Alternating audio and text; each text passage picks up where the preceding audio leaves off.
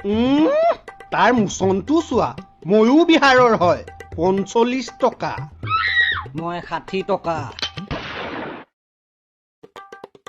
আৰু 10 দিনমান ময়ো ৬০ টকা হৈ আছো তেতিয়ালৈ মই ১০০ হ'ম আৰে তহঁতে কি লাগি আছ হে 2 মিনিট তেলত পৰিলে চব বক বক বন্ধ হৈ যাব দেখিছ বছ দেখিছ ইয়াৰ লেবেলটো তই ঠিকেই কৈছ ই তেলত পৰিলে তাৰ লেবেল কমি যাব আৰু তই মানে বাচি যাবি তোৰ যিহে পৰিস্থিতি মোক মাৰি নাখালে তোৰ আৰু কিবা উপায় আছে জানো চা দে আলু তোৰ কিন্তু মুখখন বেছি বাঢ়িছে সঁচা কথা ক'লে হজম কৰিব নোৱাৰ যোৱা ৰাতি সেই বেঙেনাডালৰ লগত পিটিকি পিটিকি মোক খোৱা নাছিলি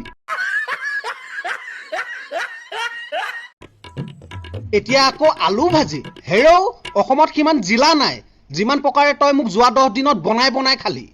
হেই তই অলপ বেছিয়ে কৈ আছ